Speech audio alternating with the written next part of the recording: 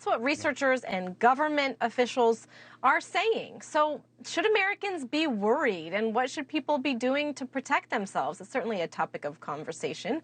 Let's go now to infectious disease specialist Dr. Amesh Adalja with the Johns Hopkins University Center for Health Security. Doctor, thank you so much for joining us. Okay, so immunity debt, is that what's happening here? When you hear the doctor in this piece say, no, this is all normal, what do you say? I agree that this is immunity debt. We know that those children that were born around the time of the pandemic were not exposed to the usual pathogens that cause coughs and colds, and they're all getting it now at once. And remember, this isn't something that's unknown. This actually happened in the United States and Canada just about a year ago when people were calling it, quote unquote, a triple-demic. So this group of susceptible individuals kept growing and growing and growing, and then when social restrictions are lifted and people start to socially interact, those pathogens start infecting and attacking everybody all at once, and that can put significant pressure on hospitals. Okay, so what you're referring to is back in November of 2022, we saw illnesses and flu levels that rivaled 2010. So we saw that here in the States. But I'm curious, you know, as someone who's a skeptic, is China downplaying a spike that could certainly turn into something that turns out to be a global pandemic? It was downplayed before, was it not?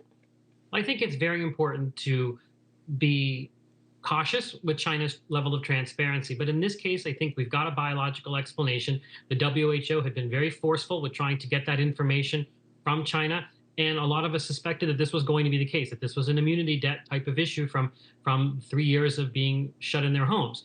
So I think it's important that they're transparent about it. I think it's always important to challenge and to make sure that you actually have data to support what you're saying. And I think in this case, we do have that data. So I don't think that this is anything other than what's being stated. There's nothing nefarious that I see at this point. And again, it makes sense because all countries went through this when people started to socially interact again.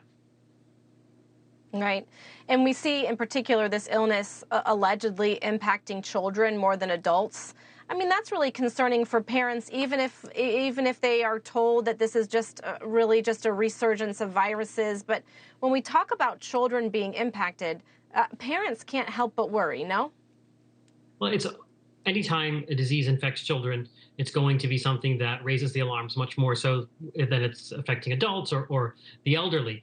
But you have to remember that children get respiratory viruses throughout their lifetime, and any given RSV season, for example, or any given respiratory virus season can be tough on hospitals and tough on children. And what's happening is they're all getting infected at once. It doesn't necessarily mean there's anything different here.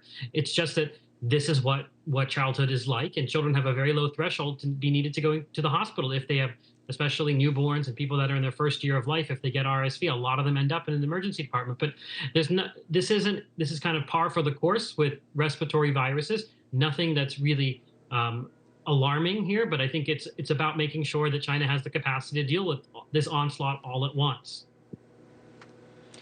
You know, so what I'm hearing is that, you know, focus on home, and also what would you tell your patients? So let's say you have a mom like me who's worried about RSV and the flu. You know, should they be worried about what's happening in China or worried about those viruses here in the States? I would be worried about those things in the United States, not what's happening in China. We already went through this last year. So we did have the inundation with flu and RSV and group A strep, all of those cases that were covered pretty heavily by the press at that time. That already happened here, that big surge. And what it was catching up all of those respiratory pathogens, basically collecting the debt that they owed from everybody who hadn't gotten them for a couple of years. Right now, we are in RSV season here. We are in flu season here. The best thing parents can do is make sure their children are vaccinated against flu, that you're keeping them home when they're sick.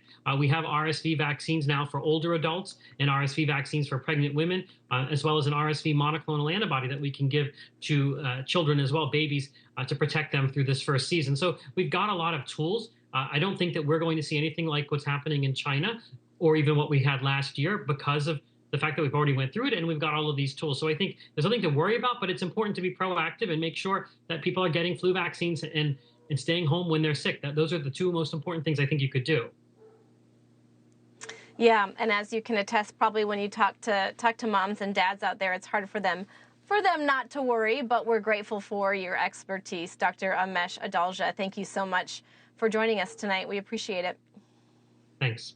Thanks so much for watching. Go to joinnn.com to find NewsNation on your television provider. And don't forget to click the red subscribe button below to get more of NewsNation's fact-driven, unbiased coverage.